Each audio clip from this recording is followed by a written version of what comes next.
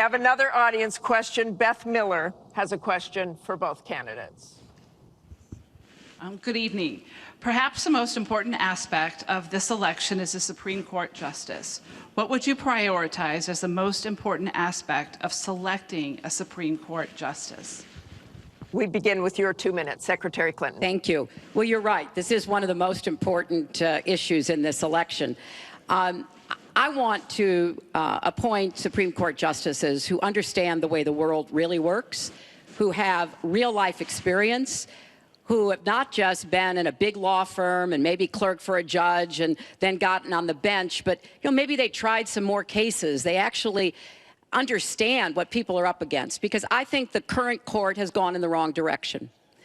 And so I would want to see the Supreme Court reverse Citizens United and get dark, unaccountable money out of our politics. Donald doesn't agree with that. I would like the Supreme Court to understand that voting rights are still a big problem in many parts of our country, that we don't always do everything we can to make it possible for people of color and older people and young people to be able to exercise their franchise.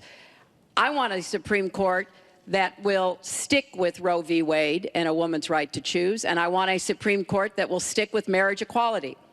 Now, Donald has put forth the names of some people that he would consider.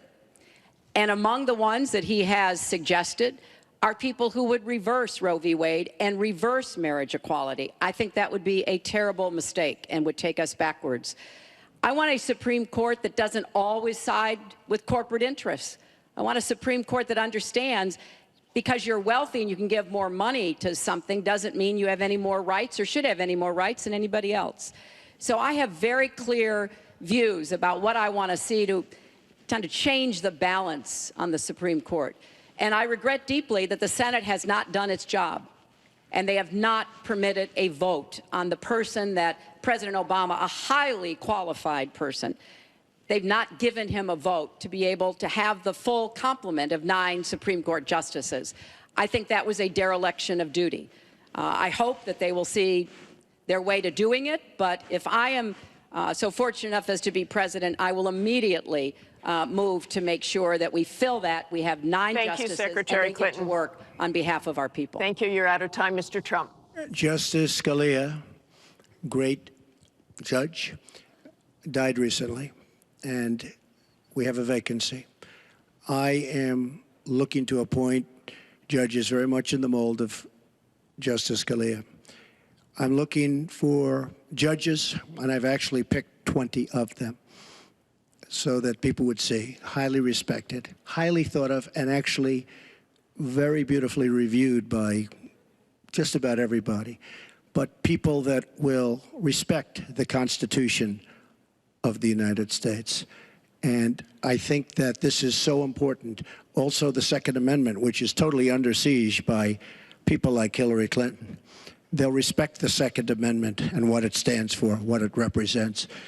So important to me. Now, Hillary mentioned something about contributions, just so you understand. So I will have, in my race, more than $100 million put in of my money, meaning I'm not taking all of this big money from all of these different corporations like she's doing. What I ask is this. So I'm putting in more than, by the time it's finished, I'll have more than $100 million invested.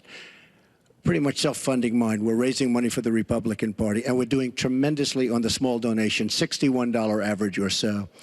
I asked Hillary, why doesn't she made $250 million by being in office? She used the power of her office to make a lot of money. Why isn't she funding, not for $100 million, but why don't you put 10 or 20 or 25 or $30 million into your own campaign? It's $30 million less for special interests that will tell you exactly what to do. And it would really, I think, be a nice sign to the American public. Why aren't you putting some money in? You have a lot of it. You've made a lot of it because of the fact that you've been in office. You made a lot of it while you were Secretary of State, actually. So why aren't you putting money into your own campaign? I'm just curious.